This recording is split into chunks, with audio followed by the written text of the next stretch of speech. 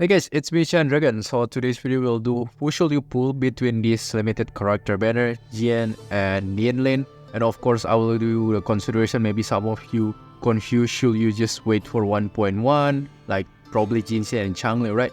So yeah, I will help you to give you at least recommendation in here, so let's get started. Okay, let's start with Jiyan first. This is also the reason why I do this video a little bit late, because I want to know more Jiyan in the release. So until I feel like is it enough, then yeah, I do the video right now. So the pros about him is that first, I think he's still the same from CBT2, where I still feel like he's just very good in AoE or dealing with the multiple enemy. That's where I think say he is feel literally he's special. Because most of the main DPS even right now that we have, let's say like Calcaro is good, but mostly in single target. If you fighting multiple, it's not really that great. Encore better, but no, I think the greatest one I always feel is Jiyan. Jiyan right now the king of AoE. So any type like sort of content that actually related with AoE, he can help you to clear pretty much easy. One of them, well, the example like the end game, which is Tower Adversity, there's a couple of the course stage that require like AoE because there's have mobs in there. So yeah, I think Jiyan will be very good in those type of content. However, even you say like yeah, he's specialist in the AoE content is upon multiple enemy, but if you try to do like hologram or even single target, it's still pretty good. You can feel, of course, it's not as like great when you fighting in the multiple enemy, but in the end it's still pretty alright. It's decent. It's not that you feel like unplayable. It's still pretty much good, and that's actually good though. So even though he's good in multiple, but it's not like make him like suddenly just flop in single target, which is I think this is good. Still maintain the balance. And the next part, which is here relatively, if we don't talk about like the expert high level, he's relatively easy to play and good for casual, just because he mostly only dependent on the ultimate. When you get the ultimate, that's pretty much just click the basic button, right? And that's pretty much it, and sometimes skill, and that's it. That's how simple his kit is to play. Because some of the character, let's say like Calcaro, you need to tap skill 3 times, after that holding like basic attacks for the heavy attack and go to the ultimate, it change different attack again. So it's, you have to remember different stuff. But for Jiyan, it's basically skills just very simple, so it's very good mostly for like people who can say casual, because it doesn't take you so much effort and yet still pretty much doing a pretty good job. So to clear your daily to daily stuff, let's say like maybe exploration or even like domain clearance, something like that, I think Jiyan is just very handy. And the cons, probably you already know that he's not really the best option in terms of single target. Let's say if you want to go with the hologram, of course he is not the type that will be very good in those modes, because his nature mostly in the AoE. Yeah, you can still clear, but you will feel like other character will feel always better than him. And second is that the thing that I find quite annoying is that you have to deal with the energy configuration. In my experience, that I need around 140 to 150% of energy, and that's not even the like I can say the fastest rotation, because I'm still a little bit slacking off in Farina rotation and even Mortafi. So when I back to Jiyan from all their outro skill, Jiyan already ready with the resonance liberation itself or the ultimate.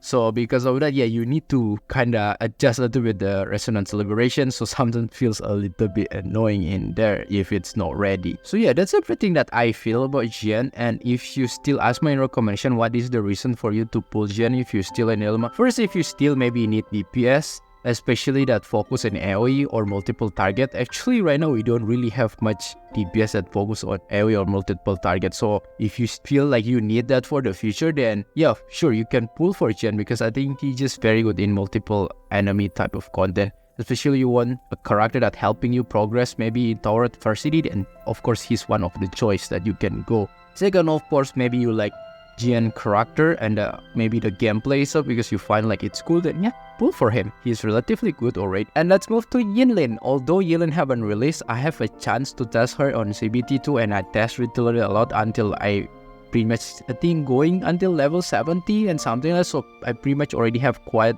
good amount of time with Yinlin.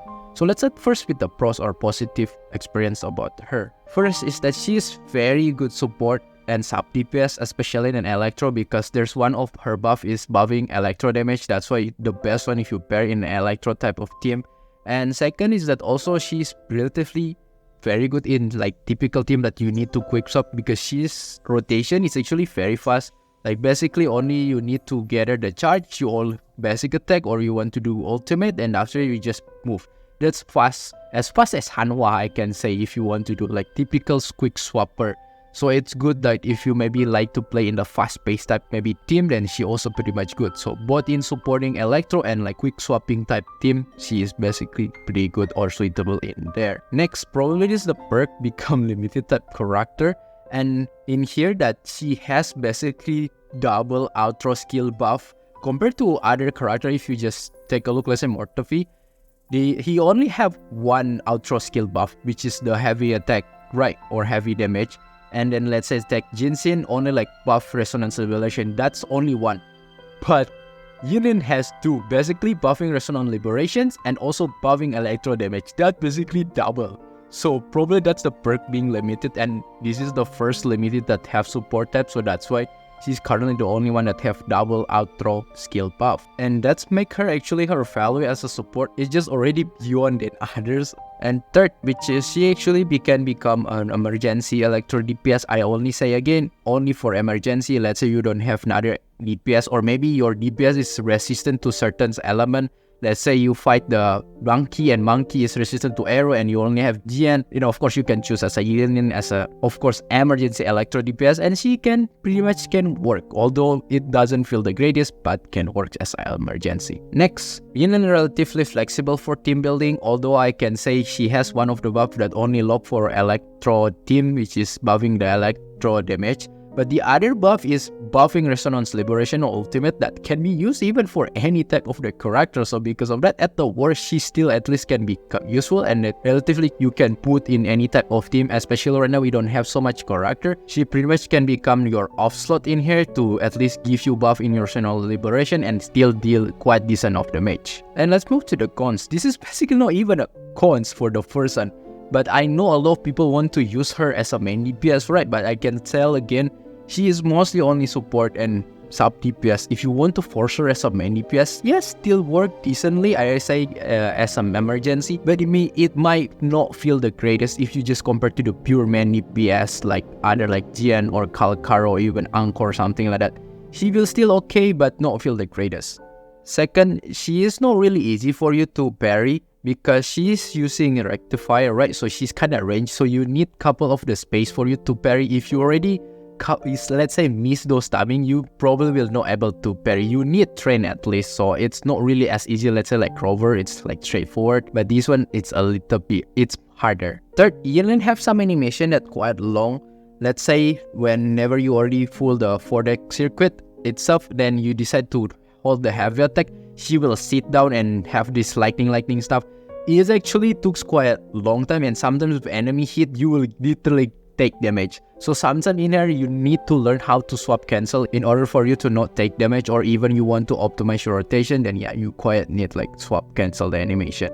And the last one, this is not literally a cons, but I just want to mention is that outside of Electro, all her kit potential, it's not fully utilized, because one of her power is basically buffing in Electro damage. So if you only want to use as outside in Electro, you probably only get one buff, so it's not fully utilized. And now we move to the reason for you to pull Yinlin. First is that if you need a solid buffer or even sub DPS, let's say like quick swapper in your character team that you want character to just on-field such a period of time, that she can fit in that, especially in the Electro team. And second, if you are Kalkaro main, then I very suggest for you to get Yinlin, because she is just synergized with Kalkaro very well. Basically buff the Resonance Liberation and Ultimate and give you Electro damage bonus like Kip mentioned. Kalkaro literally need those buff, and that's actually a huge increase in here. Or other things else that if you probably future another Electro main DPS, I don't know who, don't ask me, but maybe future, then Yinlin still provide you as a good support for your Electro main DPS in the future. And lastly, of course, if you really like gameplay or the character of Yinlin itself, then feel free to pull for her. And now here's the deal, if you're still confused, should you get Jiyan or Yinlin?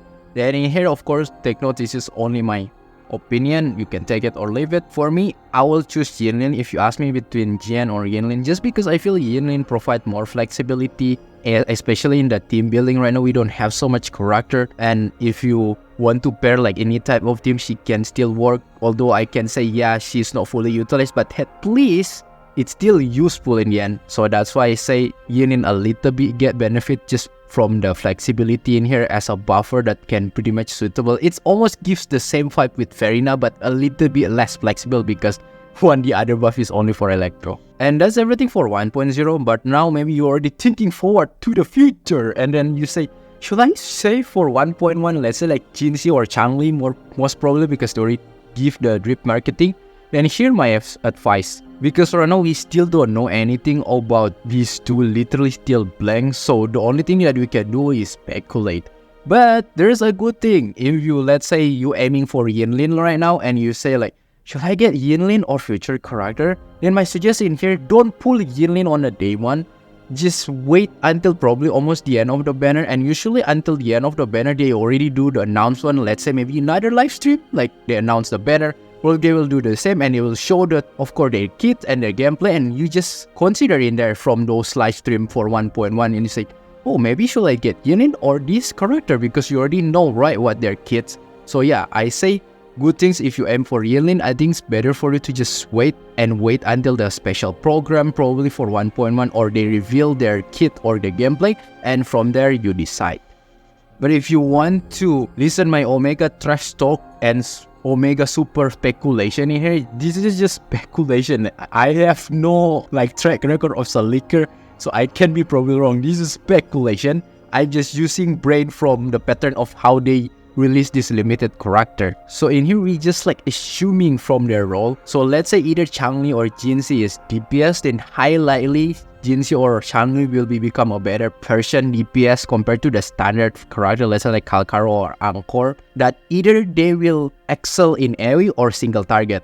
I'll just give inspiration because Jiyan is good, right? But good in AoE. So probably Jinxie or Changli also will give 5 like better DPS, but probably only one either in AoE or single target. Next, if let's say either Changli or Jinxie or one of them become support or sub DPS similar like Yinlin, then most probably they will get this perk similar like Yinlin, where they will have this double outro skill buff in certain elements. So they are mostly focusing in one certain element, maybe Changli in arrow or in fusion, something like that, who knows. But I think that I'm quite sure that we will not get any character soon that's similar like Yinlin, so I pretty much, if they will not become Electro sub DPS or support. And the last one, if one of them or both of them become, let's say like healer or tank, probably they will have quite similar vibe with Verina, where it's not only healing but they provide something, either become like healer offensive, like healer DPS, or tanker DPS, or either become tanker buff or something like that though. So it provides like both survivability and some utility at least. So yeah, that's my wild speculation. That's not related to anything with Insider. I have told you again, I'm not literally have track record as a leak. That's pure speculation and imagination. So yeah, that's everything for me though. I hope this one can help. In the end, I already told you, don't need to rush, especially if you're free to play, plan very well, especially if you aim Yinlin.